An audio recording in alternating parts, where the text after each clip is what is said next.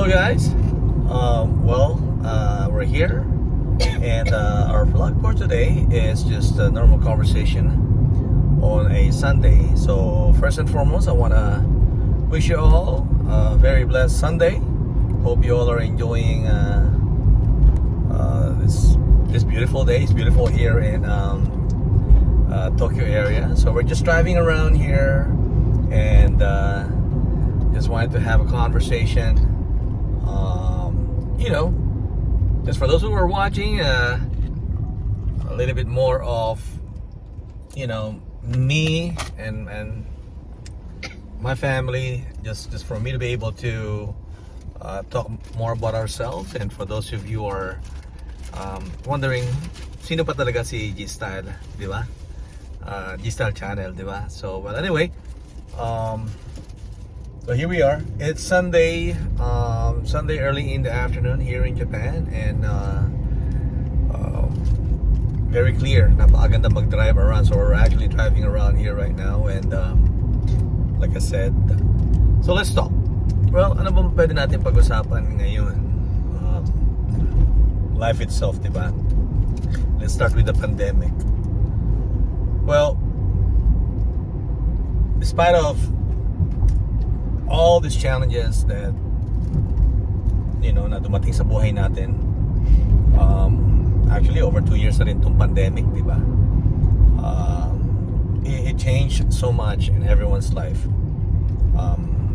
sa atin lahat, regardless kung nasaan tayong parte ng mundo, regardless of kung ano mga trabaho natin and everything like that. It changed. Ang daming pinagbago within our personal life, within our work, the activities that we normally used to do.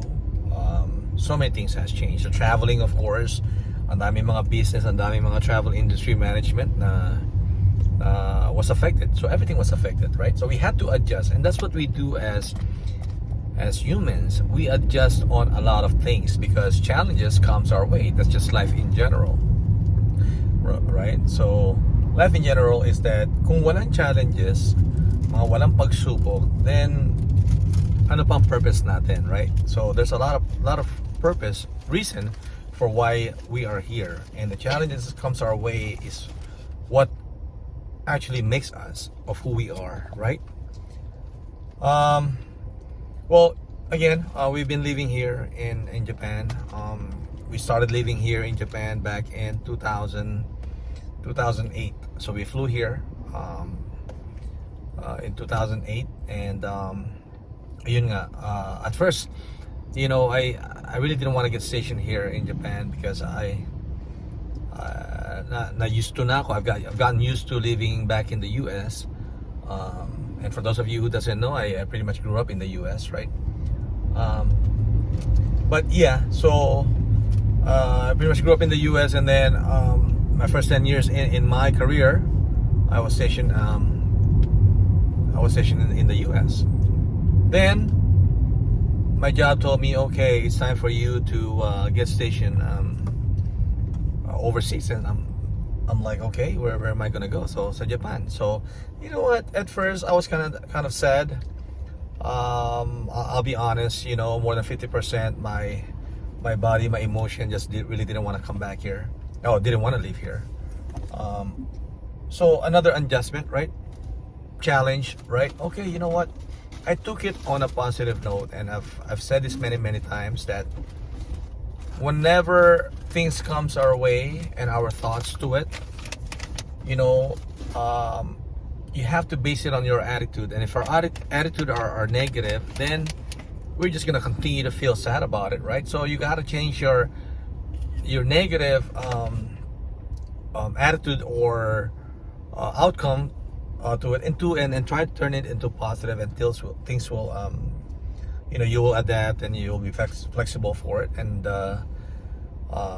so yeah, so as soon as we got here, just like anything else in life, right? Yung mga OFW, whenever you leave the Philippines, right, and you go to other countries, syempre magbabago ka, naninibago ka, di ba? Talagang malaking pagbabago yan. Well, I adjusted, but thing is that I've been blessed. I am so grateful sa trabaho ko because again, ilang trabaho ba naman na padadala ka sa ibang bansa para magtrabaho, di ba? So, first, 2009, like I said, to make things short, long story short, is that we were stationed here.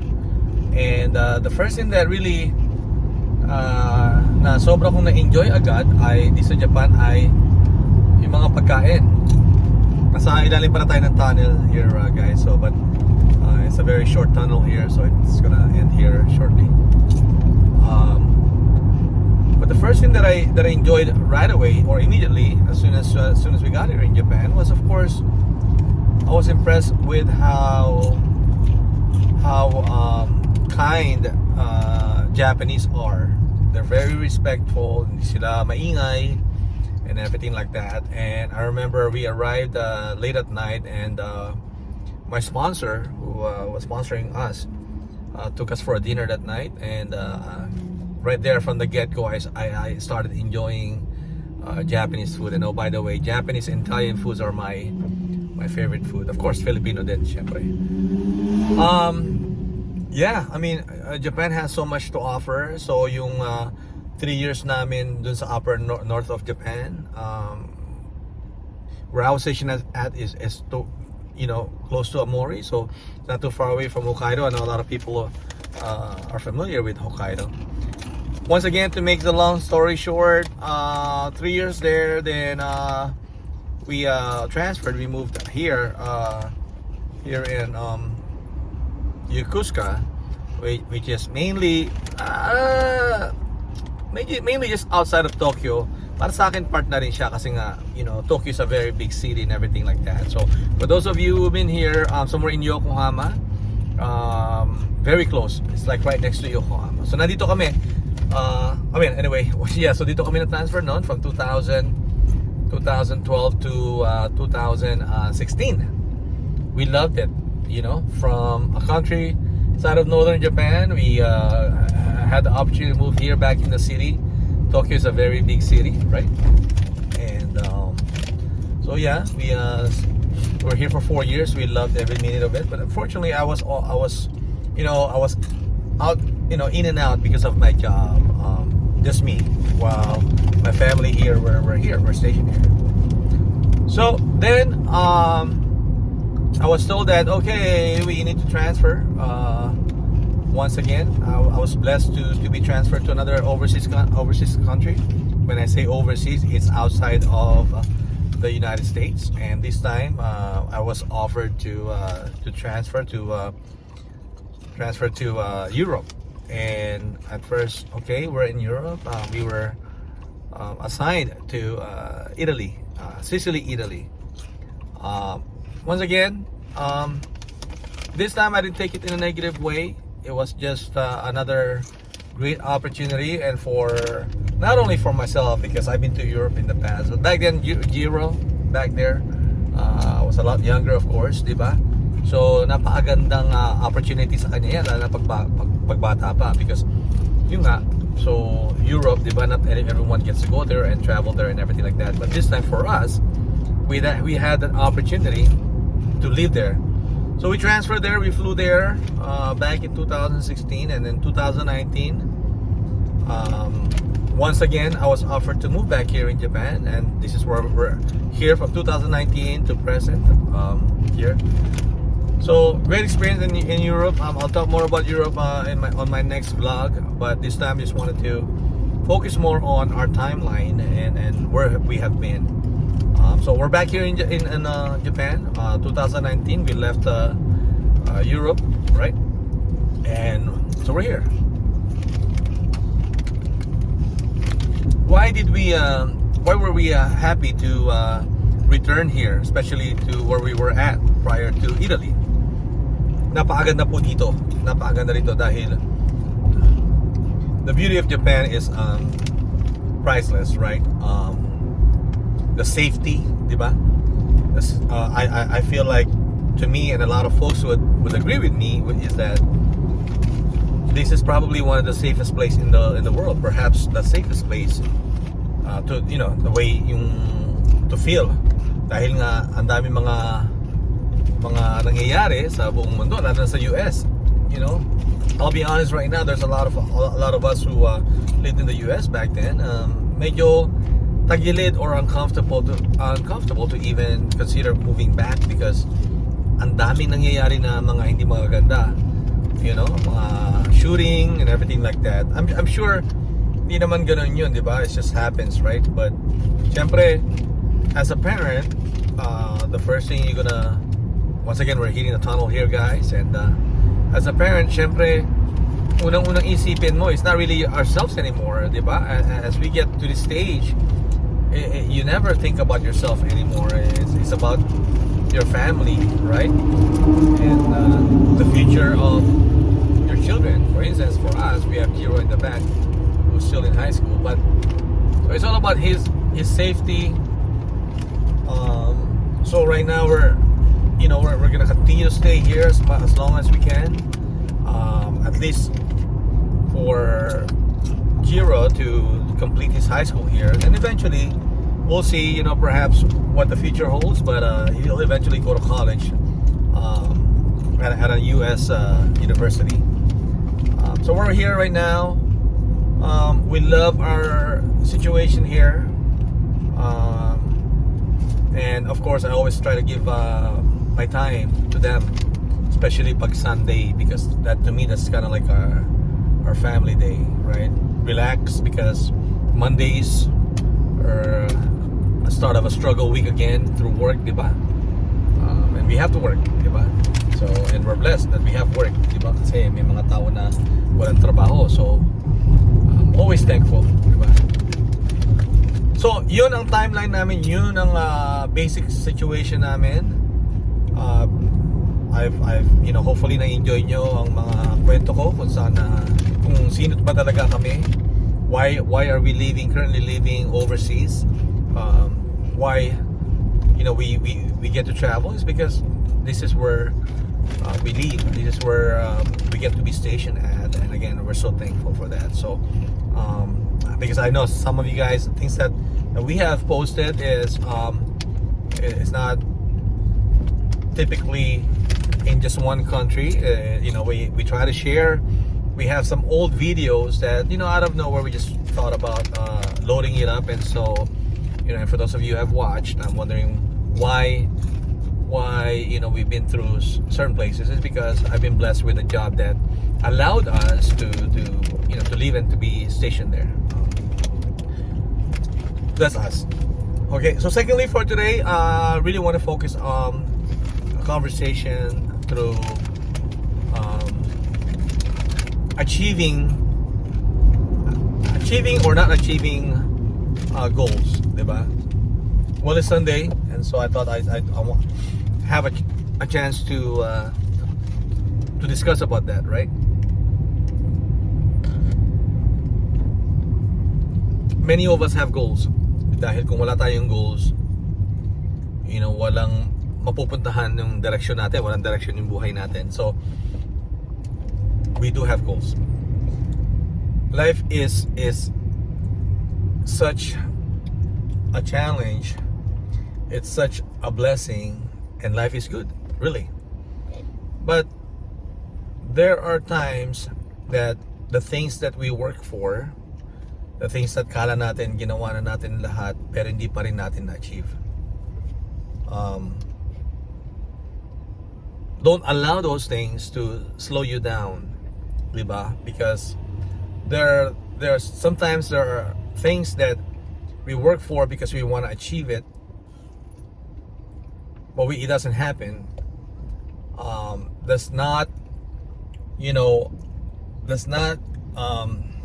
become a reason for us to slow down.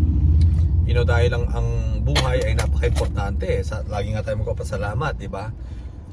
Do not allow things to slow us down, because as long as nandito tayo sa mundo, we have to enjoy life and we have to keep going, di ba? Sabi nga nila, continue to press on, right?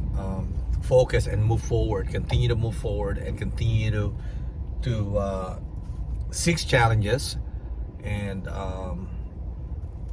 whatever enjoy things that we enjoy, and we want to try it, why not, di ba? So parang ako, di ba, medyo may edad na rin ako, pero whenever I don't achieve something, perhaps there are other things like, okay, so with my situation, right, may trabaho pa rin ako, but what are some of the things that perhaps that I can continue doing? Well, one thing na naisip ko na agad is why not go back to college, right? Why not? I mean, I still want to continue to learn. There's a lot of things that I still want to learn, and I think that's something that I would be doing, definitely. That I'm planning on doing is going back to college, and just planning life things out, diba? Sabi nga nila, whenever we don't achieve things in our desire, during our time that we wanted to achieve, perhaps we did not achieve it, or we don't achieve it at that time. It's because there are bigger things, there are a better plan that God has for us. And you know what, when that quote itself, when I saw that again, and I'm like, you know what, that is true. There are some just things that we don't expect to achieve, but dumarating sa buhay natin. And then pagka may mga things naman na gusto natin ma-achieve, hindi naman binibigay agad-agad, because that's just how life is. Dahil kung ibibigay na lang lahat ang gusto natin right there and then sa harap natin, then life wouldn't be fair, and hindi mo agad-agad ano ba yun? Yung value, yung sarap pag kunyari dumarating na lang agad sa'yo, di ba? Mas masarap ma-achieve ang things when you have worked for it, you've worked hard for it. Mas masarap yun di ba? Dahil talagang alam mong deserving mo. But again, God always has a better plan for the things that we don't achieve, because there are bigger things that we can achieve. Kumbaga nga. So, therefore, once again, if pagka medyo nadadown tayo, whenever our thoughts are kind of negative, simple lang yan, turn those negative into positive energy, right?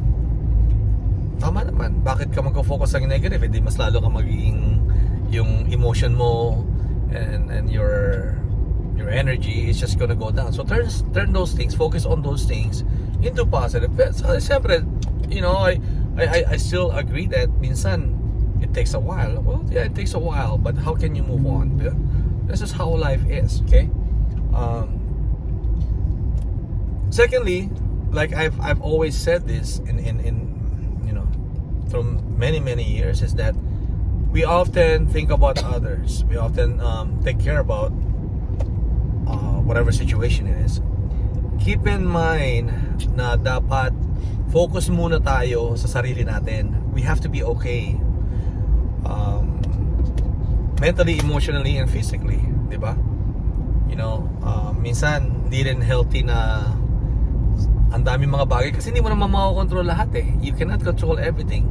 Ang daming mga bagay na kung ano na lang iniisip mo na dapat hindi naman natin iniisip. So hindi yan healthy mentally, di ba? So syempre pag marami kang iniisip, minsan emotional ka na, which is basically they come to one, di ba? So hindi maganda. So physically naman, para sa akin, di ba, it helps us whenever we're stressed. Kaya nga sabi nga nila, working out, exercising is, to me, is probably the best tawag dito, gamot sa mga ganyan na bagay, di ba? Not only for health, but for everything, our mind and things like that. So make sure you're doing that, di ba? You have to take care of yourself first, before taking care of other things, whether it's people or things, right? Then we move on, okay? Always keep in mind, whatever the situation is, whether at work, your personal lives, in the house, outside the house, whatever, there are only certain things that you can control. Okay? They're eliminate thinking of other things na hindi mo makontrol at that particular time. So, well, those are just a piece of advice from me.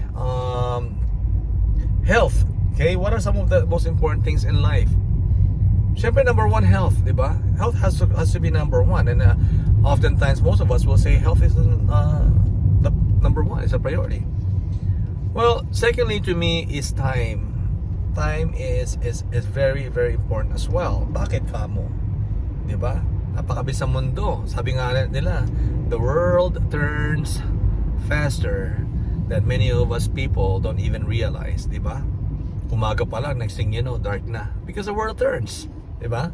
Parang kailan lang, first day of the year, next thing you know, New Year's na pala, New Year's Eve na pala, di ba? So, think about that, right? And how important time is, and enjoy life.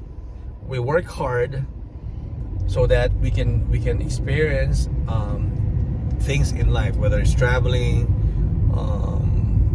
or little things, right? So that's how we enjoy life. Sabi nga namin, my vlog is all about family first and foremost, right?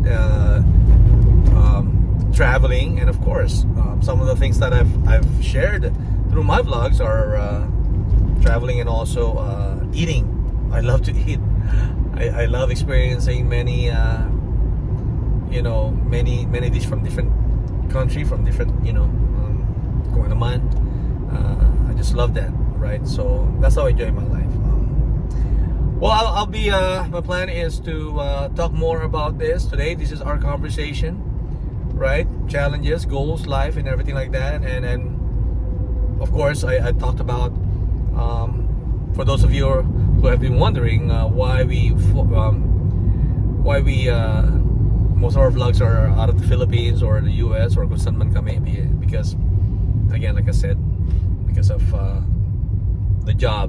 my job of where we have been stationed at. But I think I spoke enough for today, and like I said, next time we'll have a different topic to discuss. Hopefully for those of you who are actually watching and listening, simple words, simple quotes, simple nakakapag-isip din tayo, and it helps us, right? Mentally, emotionally, and physically. So take care of yourself as always, Dabrakats, because no one else will take care of you better than yourself. Ikaw lang yun. So let's continue to enjoy life, right? Lessen the thinking, exercise more, travel, and eat. Alright guys, hope you enjoyed our conversation. I've been speaking a lot here, and sana hindi kayo nabobored. But next time we'll have different topics as we move on. I'll be sharing more organized conversation here. Ngayon Sunday, tingnan nyo nga, umiinom lang ako, di ba? Umiinom lang ako ng regular conversation lang as we're driving here, and hopefully you enjoyed it. So happy blessed Sunday guys, and looking forward to sharing more thoughts, and maybe perhaps we can do a stream so we can have a back and forth conversation with each other. May mga questions ako sa inyo, may mga questions kayo sa akin, back and forth, and we get to know each other better that way. So okay, take care guys, happy Sunday, blessed Sunday, and enjoy, stay healthy guys. Alright, Dabrakats. For those of you who are watching or have not subscribed, click that bell, and hit subscribe. But nevertheless, okay lang kung hindi rin, basta papasalamat ako for those of you who are actually watching my channel. Okay? Alright, take care, God bless. Dabrakats. Huya. Thank you guys.